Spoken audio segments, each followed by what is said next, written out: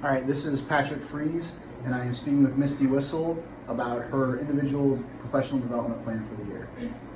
So, just first kind of take me through the professional development plan real fast, just especially take me through the goals.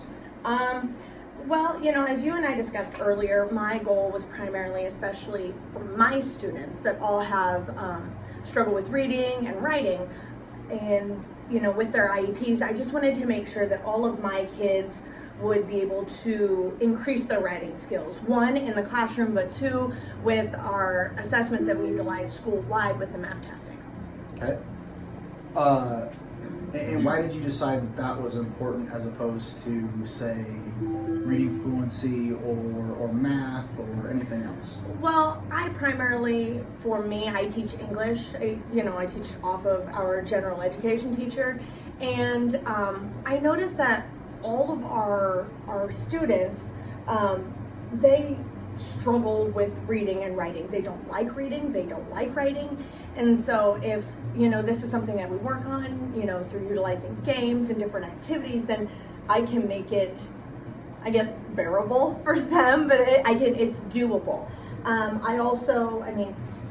I can justify how they do, and I can check if they're understanding what we're learning in class through our tier classes, which we do, specially designed instruction with. And I can look at their progress monitoring skills that way too, or progress monitoring scores.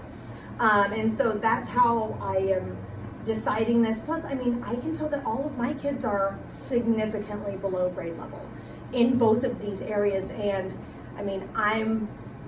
I could do stuff with math, but I really wanted to focus on the reading and the writing. So what are some of the things that you're going to do in order to be able to meet this goal? Well, since our school, we're working on our curriculum plans and, matching all of our standards or all of our lessons to the Common Core standards, which, I was doing anyway. I just didn't realize to the extent which what I was doing. I feel that I can go through and, make sure that way that I can come up with different activities and stuff for them to do. That's how I plan to do it.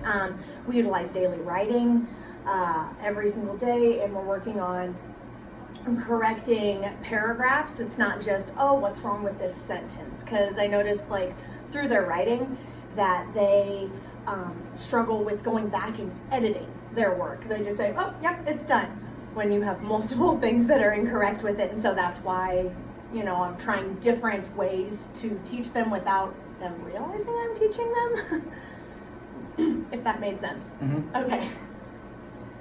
So how do you think it's going so far? I think it's going good. I've noticed, I hear less moaning and groaning about writing. Because they're used to it. It's something that we do every single day. Reading aloud, I've never had issues with it. I have a few kids who are reading at a first grade level. And so I just alter my assessments, alter my stuff with them. And so for the most part, I feel it's going well. I'm looking, at their progress monitoring data. I know a few kids are kind of stagnant. They've not really gotten any better. They've not gotten any worse. So I'm going to, look at their reading comprehension, look at the writing, what they need to do, and, get with them more with a one-on-one basis to make sure that they're hitting those standards. Okay. And how are you going to continue throughout the year to make sure that you're just track progress and see how they're doing? Well, since I'm a special education coordinator, I can easily do that through their goals. Our IEP team prints off every 6 weeks all of their goal data, and we put that into a document. We're able to see as a school how our students are able to do, so we're able to see if they're going up or down, and then as a team we talk about it. Okay, what changes do we need to make to our tier classes, to reading, to math? What more things do we need to do with writing? I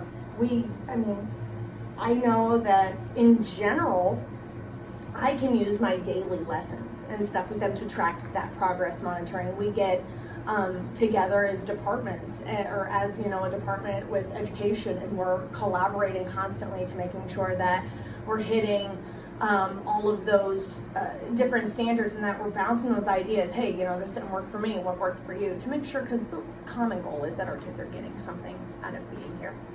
Okay. Do you think there's anything else that you would like to do or do differently with your plan so far?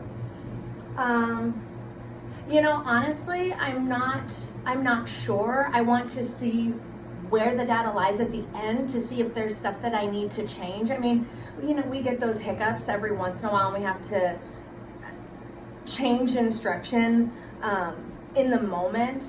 But my plan, I feel, is a good plan because, I want for right now, I just want 15% of my class to get better with their reading and writing scores. Just that. I mean, I'm not trying to shoot for the moon because I'm trying to keep in those outliers in there. But I mean, as of right now, I'm okay. I'm trying to stay in contact with their tier reading teachers so that, we're doing stuff together. If after this just 6 weeks right now, to see if my data is going up or down, I'll probably determine it then. But I mean, we have like 2 weeks until midterm. So right now, I'm good. I'll check in 2 weeks and we'll check that out and we'll go from there. You kind of answered my next question. So what are the some of the next steps, in terms of making sure that this plan is on track and whatnot? Yeah, so I'm gonna check at midterm because I want to make sure, are they getting anything from it? Because if they're not, I'm not gonna scrap the whole project because we're like almost through with our book. But I'm going to make sure that my kids are getting something from it. And if I need to tweak stuff or change stuff as we go, then I'll work with it from there. Okay. Do you have any areas of concern with moving forward? I think, you've known me long enough. I'm